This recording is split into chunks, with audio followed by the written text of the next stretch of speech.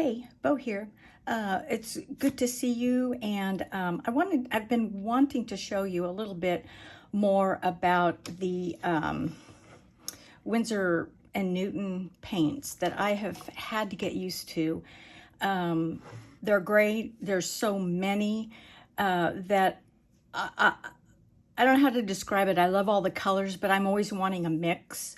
So I was going to show you how what I've kind of learned to do. Before I show you what I do, I will first show you what I like. And I have found that these are the colors that I like and use the most. I use orange and turquoise, lots of browns, red not so often, but occasionally, yes, I do that.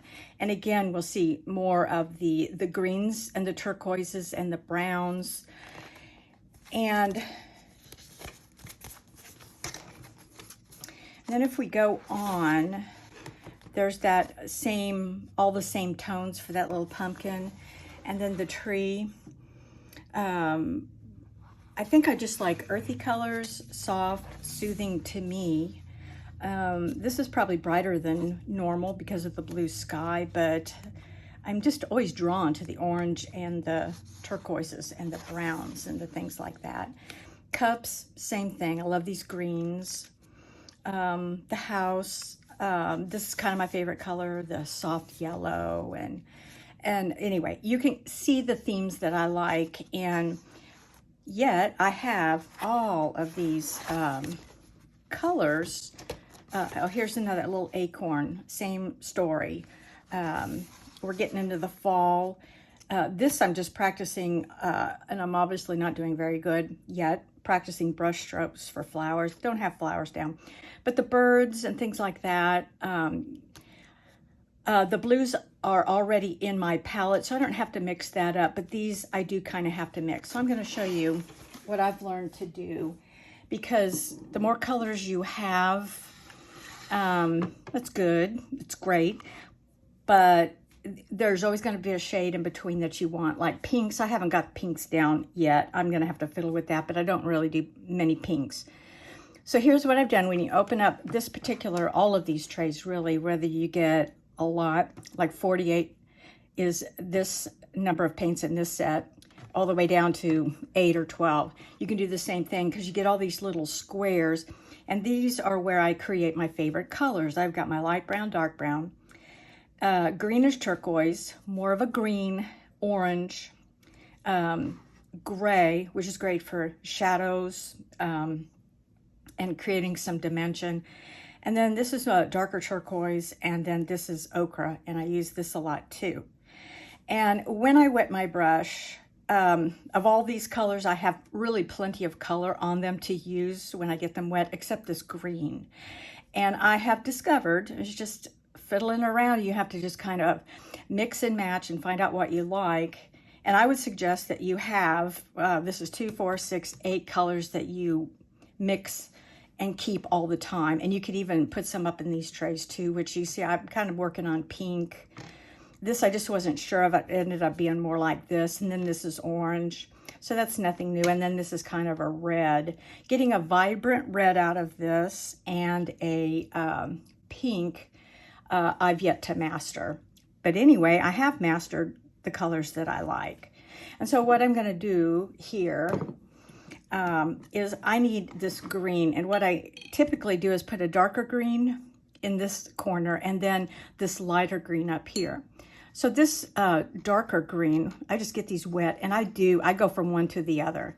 I don't know if that would drive you crazy, but that's what I do.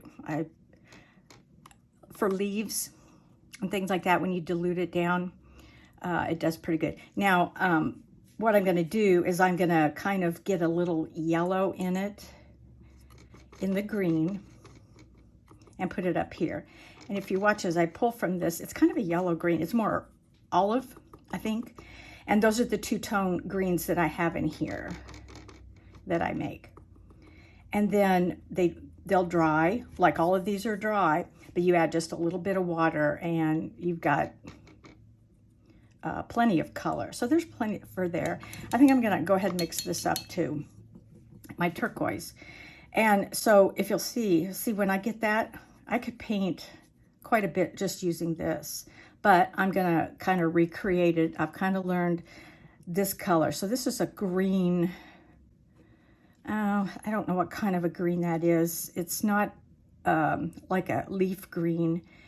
It's a little bluish green. And then if I add a little bit of this to it, it'll and this,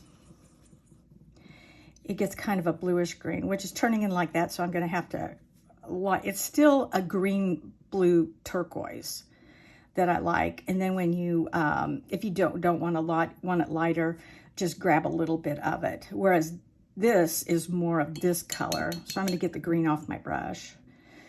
And what did I say? This is more of this color. And a little bit too blue for me.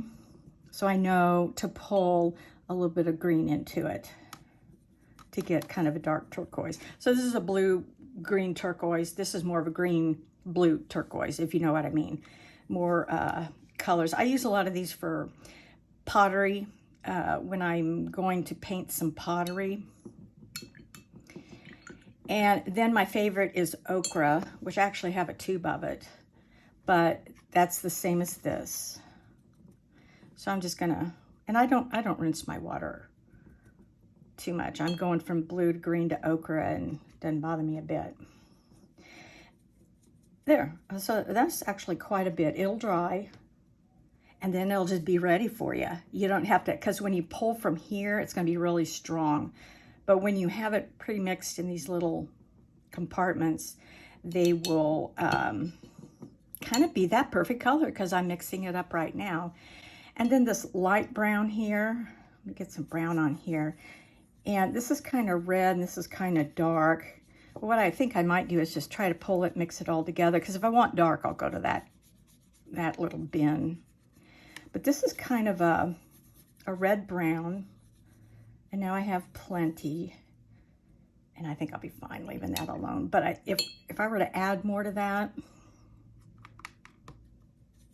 see how that makes it kind of a reddish brown? It's just pretty, it looks like leather. Reminds me of a saddle or something like that. And then this darker brown, I'll just kind of organize it by pulling it back up, checking the color. I like it, it's nice and dark, and I'll even sometimes add a little bit of, see how brown that is? And if I want it really dark, I'm gonna tap in a little black, and that'll get nice, rich, dark. And then sometimes I just skim across these. See how dark, oh, I love that. Oh gosh, that's beautiful. So like dark leather, reddish leather, this could be like pottery, and this would be wood, like, let me see. Do a little bird over here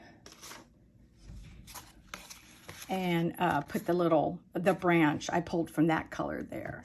So I could create this little bird using just all these little pre-mixed colors, so to speak. Having so many, you would think it would be like a dream. It is, but then invariably you'll notice I mixed up 8 different colors that are not in there. It's a mix of them. And if you know the colors that you like, the color theme that you like this is my color theme typically.